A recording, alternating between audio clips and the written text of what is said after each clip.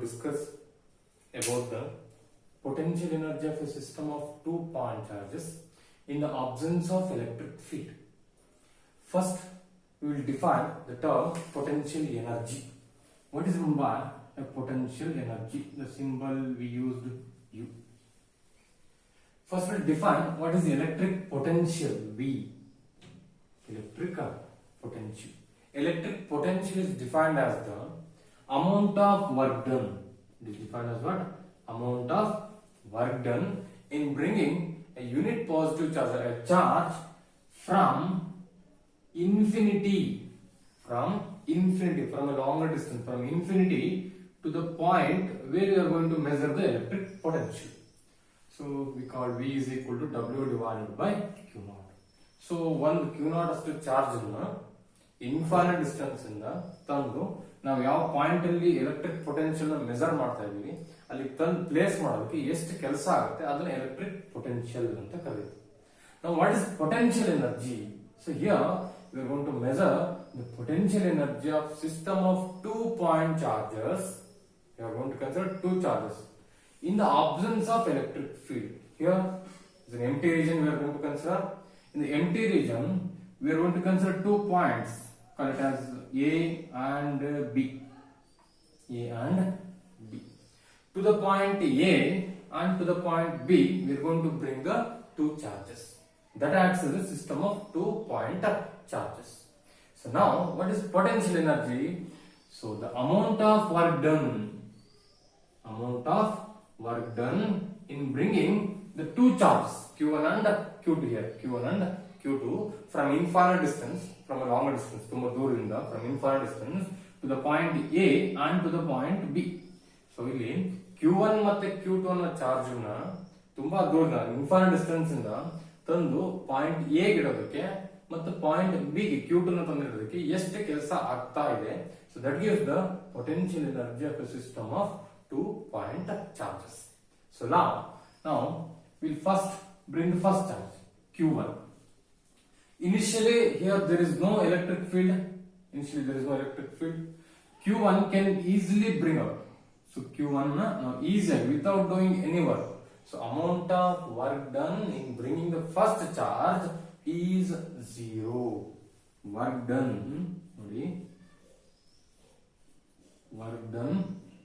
to bring Q1 is 0. ಯಾವುದೇ ತರಹದ ಕೆಲಸ ಆಗ್ತಾ ಇಲ್ಲ. Q1 ಅನ್ನು ತಂದಿಡೋದಕ್ಕೆ Q1 ಅನ್ನು ನೀವು ಇನ್ಫೈನೈಟ್ ಡಿಸ್ಟೆನ್ಸ್ ಇಂದ ಈಸಿಯಾಗಿ ತಂದು A ನಲ್ಲಿ ಪ್ಲೇಸ್ ಮಾಡಬಹುದು. ಯಾಕೆ ಸರ್ ಆಗ್ತಾ ಇಲ್ಲ? Why there is no work done in bringing the Q1 to the point A? Because there is no opposition force to the motion of the charge Q1. ಯಾವುದೇ ತರ ಎಲೆಕ್ಟ್ರಿಕ್ ಫೀಲ್ಡ್ ಇಲ್ಲ ಅಂದ ತಕ್ಷಣ electric field oppose ಮಾಡ್ತಾ ಇಲ್ಲ ನಮಗೆ. There is no electric field at all. Electric field ಇಲ್ಲ ಅಂದ್ರೆ ಯಾವುದೇ ತರಹದ ಅಪೋಸಿಷನ್ ಇಲ್ಲ. ಚಾರ್ಜ್ ಅನ್ನು ನೀವು ಈಸಿಯಾಗಿ ಮೂವ್ ಮಾಡಬಹುದು. ಸೊ ಅಮೌಂಟ್ ಆಫ್ ವರ್ಕ್ ಅನ್ನು 0 ಆಗ್ತಾ ಇದೆ. Next part at the point B. now ಇಲ್ಲಿ ನೋಡಿ, the point B is at a distance r. ಇಷ್ಟು ದೂರದಲ್ಲಿದೆ, r ಅಷ್ಟು ದೂರದಲ್ಲಿದೆ. So now there is an electric potential at the point B due to the charge Q1. Now let me write that. Potential at B. Electric potential at B ಯಾವ್ದ್ರಿಂದ? Due to Q1 ಇಂದ B ನಲ್ಲಿ ಎಷ್ಟು electric field ಇದೆ, ಎಷ್ಟು electric potential ಇದೆ ಅಂತ ನೋಡಬೇಕು. So that is denoted by V1, called as V1. V1 is nothing but potential due to Q1. So you know the equation, due to the point charge 1 by 4 pi epsilon naught. So write the magnitude of the charge Q1 divided by distance. Q1 ಇಂದ B ಗಿರೋ ದೂರ ಅಥವಾ A ಇಂದ B ಗಿರೋ ದೂರ R. So this is what the electric potential at B. So now the next task is here. You have to bring the second charge Q2. We have to bring it. To bring the Q2 from infinite distance to the point B, there is some work has to be done here, because there is an electric field due to the charge q1. q1 ನಿಂದ ಮೊದಲಿಗಾದ್ರೆ q1 ತರಬೇಕಾದ್ರೆ ಯಾವುದೇ electric field ಇರಲಿಲ್ಲ, ಕೆಲಸ 0. But B ಗೆ ನಾವು q2 ನ ತಂದಿಡಬೇಕಾದ್ರೆ q1 ಇಂದ ಒಂದಿಷ್ಟು electric field ಇದೆ. ಆ ಎಲೆಕ್ಟ್ರಿಕ್ ಫೀಲ್ಡ್ ಏನ್ ಮಾಡ್ತಾ ಇದೆ, q2 ತರೋದನ್ನ ಅಪೋಸ್ ಮಾಡ್ತಾ ಇದೆ. ಅಪೋಸಿಷನ್ ಫೋರ್ಸ್ ಗೆ ನಾವು ಅಪೋಸಿಷನ್ ಫೋರ್ಸ್ ಗೆ ವಿರುದ್ಧ ದಿಕ್ಕಲ್ಲಿ ನಾವೇನ್ ಮಾಡ್ಬೇಕೀಗ, ಚಾರ್ಜಿಂಗ್ ತರಬೇಕು. there must be some work has to be done. So ಸ್ವಲ್ಪ ಕೆಲಸ ಆಗೇ ಆಗುತ್ತೆ. That is given by the equation. ನೋಡಿ ಇಕ್ವೇಶನ್ ಇದೆ ನಮಗೆ ಇಲ್ಲಿ, v is equal to w by charge, work done by charge. ಕೆಲಸ ಬೇಕಂದ್ರೆ ಹಾಗಾದ್ರೆ according to this equation w is equal to potential into charge. work done ಬೇಕಂದ್ರೆ ಮಾಡ್ಬೇಕು ನಾವು potential into charge. Now let me write the work done. Work done to bring which charge q2 ಎಲ್ಲಿಗೆ, to the point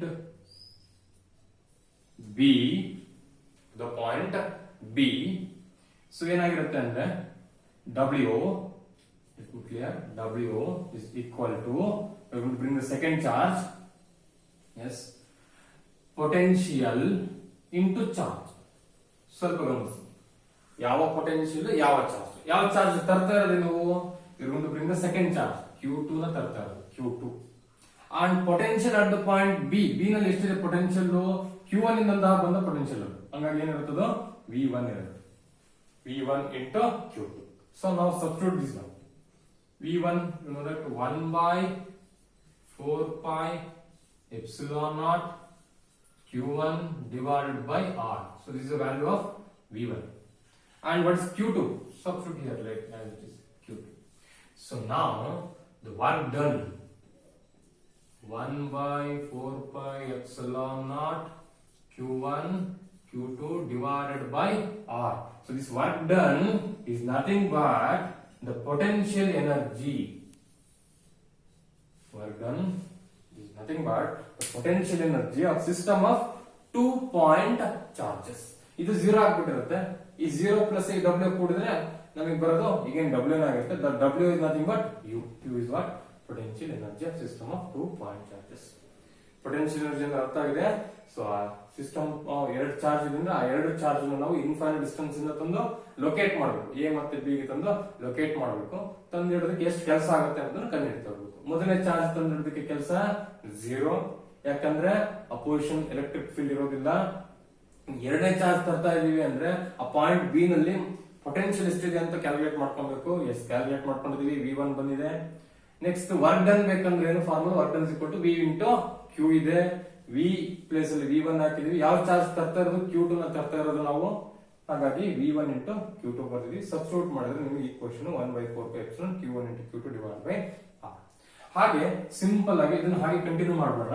ಯಾವ್ದಕ್ಕೆ, potential energy of system of 2 point charge. ಅದೇ ತರ 3 charges ತಗೊಂಡ್ರು, ಇದು 3 charges, system of 3 charges, 3 point charge. Very simple. ಎರಡು ತಂದಿಡೋದು same procedure. A ಮತ್ತೆ B ಗೆ ಮೊದಲನೇ ತಂದಿಡೋದಕ್ಕೆ ಕೆಲಸ 0, ಸೇಮ್ ಪಾಯಿಂಟ್. ಎರಡನೇ ತಂದಿಡ್ತಾ ಇದೀವಿ, ಬಿ ಗೆ ಎರಡನೇದನ್ನ ಚಾರ್ಜ್ ತಂದಿಡ್ತಾ ಇದೀವಿ ಅಂದ್ರೆ ಅಗೇನ್ ಕೆಲಸ ಇಷ್ಟ ಆಗ್ತದೆ. ಮುಂದಿನ ಟಾಸ್ಕ್ ಎಕ್ಸ್ಟ್ರಾ ಟಾಸ್ಕ್ ಅಂದ್ರೆ ಪಿ ಸಿ ಅನ್ನೋದೊಂದು ಪಾಯಿಂಟ್ ಅಂತ ತಗೊಳ್ಳೋಣ, ಅಲ್ಲಿಗೆ q3 ನ ತಂದಿಡಬೇಕು ಅಷ್ಟೇ. ಆಯ್ತಾ, ಸ್ವಲ್ಪ ಡಯಾಗ್ರಾಮ್ ಚೇಂಜ್ ಮಾಡ್ಕೊಂಡ.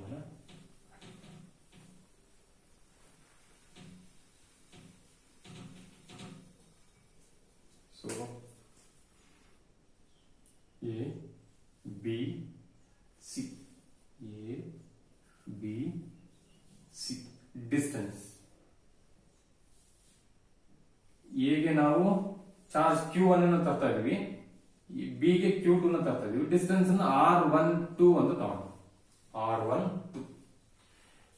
ಇಲ್ಲಿ q1, ಸಿ ನಲ್ಲಿ q3, r13 ಅಂತ ಮಾಡ್ಕೊಂಡು, ಸಿ ನಲ್ಲಿ 3, ಬಿ ನಲ್ಲಿ 2, r23, r23. ಕರೆಕ್ಟಾ? ಸೊ ಫಸ್ಟ್ ಚಾರ್ಜ್ ನೋಡೋಣ. So to bring the first charge q1 ತರೋದಕ್ಕೆ ಆಗುವಂತಹ ಕೆಲಸ ಎಷ್ಟು? 0. First work. ಬಿಕಾಸ್ ಮೊದಲಿಗೆ ಯಾವುದೇ ತರ ಎಲೆಕ್ಟ್ರಿಕ್ ಫೀಲ್ಡ್ ಇರಲಿಲ್ಲ, ಆಬ್ಸೆನ್ಸ್ ಅಂತ ಬಂದ್ಬಿಟ್ಟಿದೆ, ಆಬ್ಸೆನ್ಸ್ ಆಫ್ ಎಲೆಕ್ಟ್ರಿಕ್ ಫೀಲ್ಡ್ ಅಲ್ಲಿ. Q1 ಅನ್ನ ಈಸಿಯಾಗಿ ತಂದಿಟ್ಟು work done bring first charge 0. Second charge ತರಬೇಕು. Second charge to bring the second charge we are going to bring the second charge Q2 to the point B. The same procedure we want to apply. W is equal to V1. V1 is due to what? The charge due to the charge Q1. Distance ಏನಾಗಿದೆ R12 ಆಗಿದೆ. R12 ಈ R12 ನ substitute ಮಾಡೋಣ. R12. So this is what work done in bringing the second charge. Work done in bringing the second charge. R12 ಇರೋದ್ರೆ W12 ಅಂತ ಬರುತ್ತೆ. ಇದು clear ಅಲ್ವಾ? ಇದು ಎರಡು ಚಾರ್ಜ್ ಆಯ್ತು. ಈಗ ಮೂರನೇ ಚಾರ್ಜ್ ಅಂತ ತಂದಿಡಬೇಕು ನಾವು. ಯಾವ ಚಾರ್ಜ್ ಅಂತ ತಂದಿಡಬೇಕು? ಈಗ ಮೂರನೇ ಚಾರ್ಜ್ ಅಂತ ತಂದಿಡಬೇಕು. W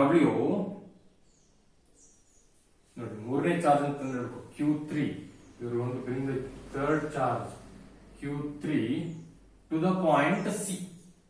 C ಗೆ ತಂದಿಡಬೇಕು Q3 ನ ಅಂದ್ರೆ ಫಸ್ಟ್ ಸಿ ನಲ್ಲಿ ಪೊಟೆನ್ಶಿಯಲ್ ಎಷ್ಟಿದೆ ಅಂತ ಬರ್ಕೊಬೇಕು. ಫಸ್ಟ್ ಟೈಮ್ ಬರ್ಕೊಬೇಕು ನೀವೀಗ ಪೊಟೆನ್ಶಿಯಲ್ ಎಷ್ಟಿದೆ. First according to rule work done ಬೇಕಂದ್ರೆ ನಮಗೆ ಟೋಟಲ್ ವರ್ಕ್ ಡನ್ ಬೇಕಂದ್ರೆ ಟೋಟಲ್ ಪೊಟೆನ್ಶಿಯಲ್ ಬರೀಬೇಕು.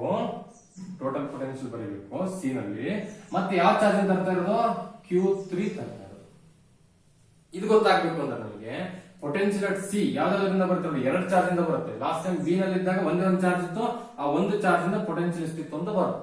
ಈಗ ಎರಡು ಚಾರ್ಜ್ ಇದೆ, Q1 ಮತ್ತೆ Q2 ಅಂತ ಎರಡು ಚಾರ್ಜ್ ಇದೆ. Q1 ಇಂದನೂ ಪೊಟೆನ್ಶಿಯಲ್ ಬರುತ್ತೆ, Q2 ಇಂದನೂ ಕೂಡ ಪೊಟೆನ್ಶಿಯಲ್ ಬರುತ್ತೆ. ಅವೆರಡಕ್ಕೂ ಸಮ ತಗೊಳ್ಬೇಕಾಗುತ್ತೆ ಅಲ್ವಾ? ಹಾಗಾಗಿ ಅದನ್ನ V1 ಪ್ಲಸ್ V2 ಅಂತ ತಗೊಂಡು V1 plus V2. So V1 Q3 plus V2 Q3 ಆಗುತ್ತೆ. ಏನಾಗಂದ್ರೆ W13 ಪ್ಲಸ್ W23 ಏನಕ್ಕೆ ಈಕ್ವಲ್ ಆಗಿರುತ್ತೆ ಅಂದ್ರೆ ಅದು ಇದಕ್ಕೆ ಈಕ್ವಲ್ ಆಗಿರುತ್ತೆ. ಏನದು? V1 Q3 V2 Q3 ಕರೆಕ್ಟಾ? V1 Q3 V1 potential due to the charge Q1 at point C. We will bring the third charge Q3 V1 ಏನ್ ಮಾಡೋಣ? 1/4 pi epsilon naught potential V1 charge ಯಾವ charge ಇಂದ? Q1 charge ಇಂದ ಎಷ್ಟು ದೂರದಲ್ಲಿ? R13 ಎಷ್ಟು ದೂರದಲ್ಲಿ? R13 ಪ್ಲಸ್ ಅದೇ ತರ 1/4 pi epsilon naught ಚಾರ್ಜ್ ಯಾವುದು? Q2 ಇಲ್ಲಿ Q3 ಒಂದಿದೆ, ಸಬ್ಸ್ಟಿಟ್ಯೂಟ್ ಮಾಡ್ಕೊಂಡ್ಬಣ್ಣ. Q3 V1 ಇದು V1 into Q3 plus V2 1/4 pi epsilon naught Q2 divided by distance ಏನಿದೆ R23 into Q3 ಮಲ್ಟಿಪ್ಲೈ ಮಾಡ್ಕೊಂಡ್ಬಿಟ್ಟು ಅಷ್ಟೇ. ಇದು simple. 1/4 pi epsilon naught Q1 Q3 divided by R13. Same formula. 1/4 pi epsilon naught Q2 Q3 divided by R23. Clear? So this is what W13 plus W23. ಇದೆರಡನ್ನ add ಮಾಡೋಣ. Equation 1 ಅಂತ ತಗೊಂಡ್ರೆ ಇದನ್ನ equation number 2 ಅಂತ ತಗೊಂಡ್ರೆ 1 ಮತ್ತೆ 2 ನ add ಮಾಡಿದ್ರೆ ನಮಗೆ total amount of work done ಸಿಗ್ತದೆ. Total amount of work done. Very simple. Total amount of work done is nothing but the total electric potential. Total electric potential. ಏನಾಗಿರುತ್ತೆ ಇಕ್ವೇಶನ್ ನೋಡಿ? 1/4 pi epsilon naught Q1 Q2 divided by R12 plus ಈ equation ಆಯ್ತು. Next ಇದು 1/4 pi epsilon naught Q1 Q3 divided by R13. Q1 Q3 divided by R13. Next 1/4 pi epsilon naught 1/4 pi epsilon naught ಉಳಿದಿದೆ ಅದು Q3 Q2 Q3 Q2 into Q3 Q2 into Q3 divided by distance R23. So this is what the electric potential due to a system of 3-point charges. The system of 3-point charges in the absence of electric field. ಮೊದಲನೇ charge ಅಂತ ತರೋದಕ್ಕೆ ಕೆಲಸ 0. ಎರಡನೇ charge ಅಂತ ತರೋದಕ್ಕೆ ಆಗಿದ್ದ ಕೆಲಸ W12. ಮೂರನೇ ಚಾರ್ಜ್ ಅಂತ ತರೋದಕ್ಕೆ ಆಗಿದ್ದ ಕೆಲಸ W13 plus W23. 0 plus this one plus this one. ಮೂರನ್ನು ಕೂಡಿದ್ರೆ ನಿಮಗೆ ಈ ಈಕ್ವೇಶನ್ ಬರುತ್ತೆ. So this is what electric potential energy of system of 3-point charges in the absence of electric field. Yes, thank you.